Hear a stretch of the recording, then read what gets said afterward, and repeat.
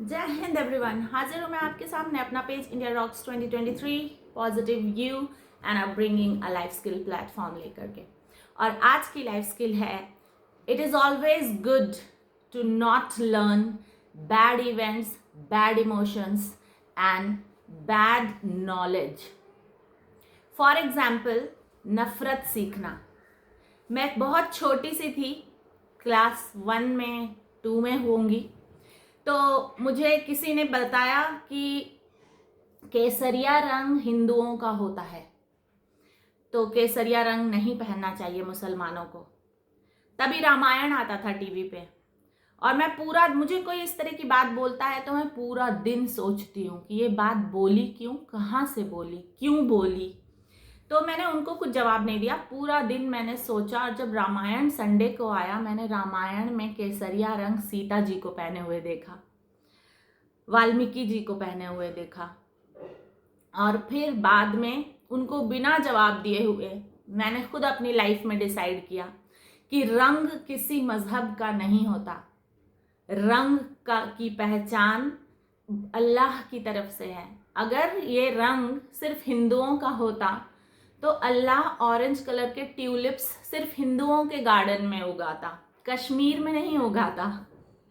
और इस तरह से मैंने खुद से ये सीखा कि ये रंग को भेद बना के नफरत सिखाने की प्रथा में मैं शामिल नहीं हूँ। और रंग खूबसूरती बिखेरता है हमारी ज़िंदगी में, नफरत का ज़रिया बिल्कुल नहीं बनता।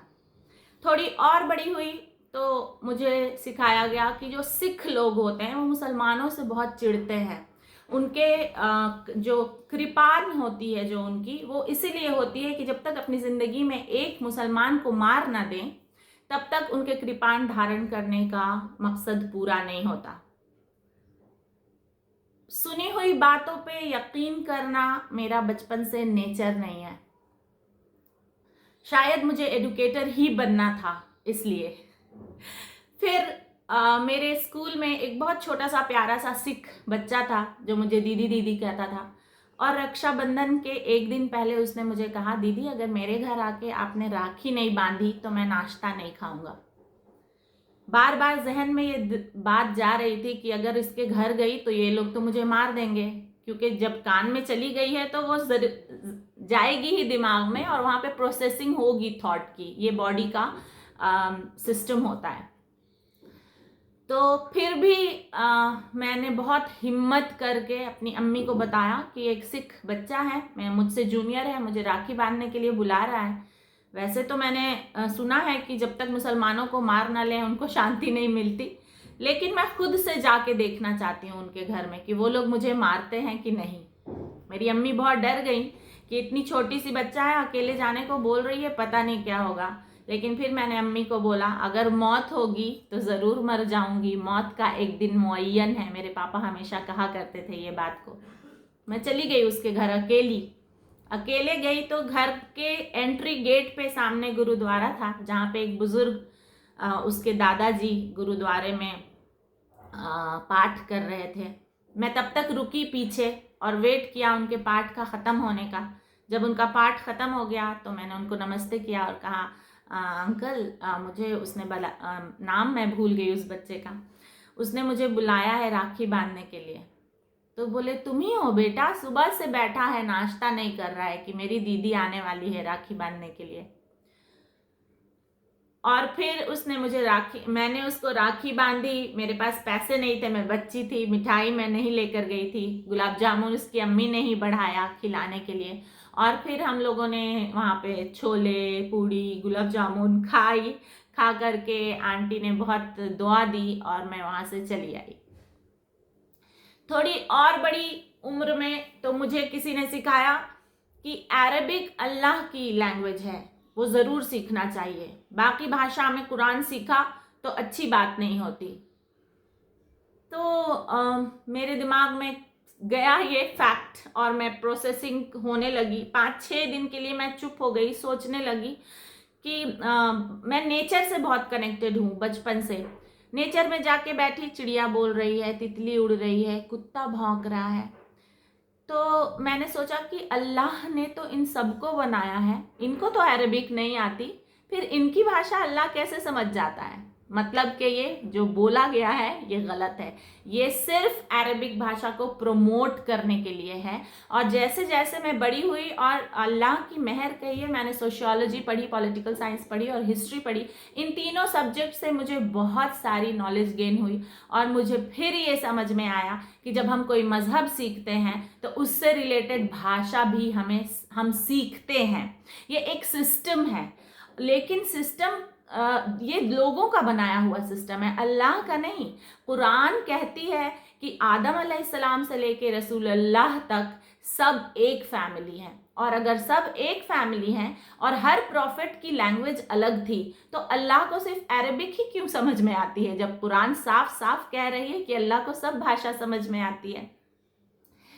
थोड़ी और बड़ी हुई तो इमाम से मिली तब मेरे कानों में बातें जाने लगी कि शिया लोग सुन्नियों से बहुत चिढ़ते हैं, शिया सुन्नी राइट हो जाती है इंटरनेशनल लेवल पे भी, तो अगर शिया से शादी तुमने की तो तुम्हें डिसरिस्पेक्ट मिलेगी।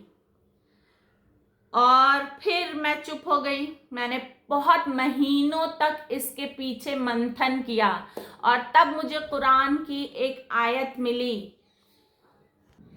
जिसमें लिखा है व तो इज़्ज़ो मन तशा व तो ज़िल्लो मन तशा। जब अल्लाह चाहता है तो इंसान को इज्जत बख्शता है, जब अल्लाह चाहता है तो इंसान को ज़िल्लत बख्शता है। और फिर मुझे पता बिल्कुल नहीं था कि ऐसा सच में होता है शिया सुन्नी में इतनी नफ़रत की नहीं, क्योंकि मैंने नफ़रत नहीं सीखी थी। मेरे पापा ने कभी मुझे किसी भी कम्युनिटी के लिए नफ़रत सिखाई नहीं थी। हाँ, जो हिस्ट्री में हमने पढ़ा है उससे कहीं ना कहीं थोड़ा थोड़ा डर लगता था, लेकिन नफ़रत नहीं सीखी मैंने। सिखाने की कोशिश भी अगर बाहर वालों ने की तो मैंने सीखी नहीं। फिर मैंने इमाम से शादी करने के लिए हाँ कर दिया, इमाम ने भी कर दिया, क्योंकि इमाम ने भी कहीं ना कहीं शिया सुन्नी की नफ़रत नहीं सीखी थी। उसके पूरे ख़ानदान में शिया सुन्नी का एमलगमेशन है। और इस तरह से हमारी शादी हो गई। जब हमारी शादी हुई तो हमें पता चला कि दो तबका दोनों में है, एजुकेटेड और अनएजुकेटेड। एजुकेटेड लोग असल में वही होते हैं जो नफ़रत को एंटरटेन नहीं करते हैं। आप कुरान उठा के देखिए, सारे प्रॉफिट्स ने कभी नफ़रत को एंटरटेनमेंट नहीं किया, और इसीलिए अल्लाह ने उनका रुतबा ऊपर उठाया और वो आज तक जिंदा हैं अपनी मोहब्बत की अदा से, इंसानों को अल्लाह का बंदा समझने की अदा से। तो ये चीज़ें जो हैं वो मैंने रियल लाइफ में एक्सपीरियंस की कि जहाँ जहाँ जाहिलियत बहुत ज़्यादा है, इनसिक्योरिटी बहुत ज़्यादा है, कि शिया सुन्नी अगर अलग रहेंगे तो फ़ायदा है लोगों का, तो उनको अलग करके रखा गया है। लेकिन आपको यहाँ पे एक बात बता दूं कि इमाम ज़माना जो है, इमाम मेहदी अलैहिस्सलाम, वो पूरे वर्ल्ड के इमाम बनकर आएंगे। और अगर हमने अपने दिल में सिर्फ शिया सुन्नी की ही नफ़रत पाल ली तो जब उनकी टीम में 113 या कुछ मेंबर्स हैं, काउंट मुझे एग्जैक्ट याद नहीं है, वो उतने लोगों को यूनाइट करने के लिए आएंगे। जब इमाम ज़माना जो सब सारे मुसलमानों के और कहते हैं कि पूरे वर्ल्ड के इमाम होंगे, वो यूनाइट करने की फीलिंग के साथ आ रहे हैं, तो उनके फॉलोवर अगर डिवाइड करने की फीलिंग के साथ ग्रो हो रहे हैं, तो क्या ऐसे फॉलोवर इमाम ज़माना की टीम में आएंगे? ये सवाल मैंने अपने आप से 100 बार पूछा और फिर मुझे लगा कि नहीं, मैं ही सही हूँ। क्योंकि बचपन से ना तो मैंने नफ़रत की रंग से, ना तो भाषा से, ना तो मज़हब से, और ना ही मैंने किसी फ़िरक़े से नफ़रत की। तो मतलब मैं सही जा रही हूँ और बाकी लोगों को चीज़ें समझने की ज़रूरत है। और इसी के साथ कि कुछ चीज़ें अगर हम ना सीखें तो हमारा कैरेक्टर उससे महफूज रहता है, इस लाइफ स्किल के साथ आपसे विदा लेती हूँ। आप भी अपने आसपास कुछ ख़राब चीज़ें जो बड़े ज़ोर शोर से सिखाई जाती हैं उन्हें ना सुनिए, रुई ले लीजिए, बड़ी सस्ती आती है, कान में डाल लीजिए और बस ऊपर वाले का नाम जपिए कि ये एनवायरनमेंट से आपको बचा के रखे, ताकि आपका कैरेक्टर बहुत प्योर रहे। जुड़े रहिए मुझसे बहुत सारी लाइफ स्किल सीखने के लिए, जो आपके कैरेक्टर को तराश कर आपको एक प्योर सोल बनाने के साथ साथ आपको आसपास के एनवायरनमेंट के पोल्यूशन से भी बचाएगी। जीते रहिए, खुश रहिए, आबाद रहिए। जय हिंद।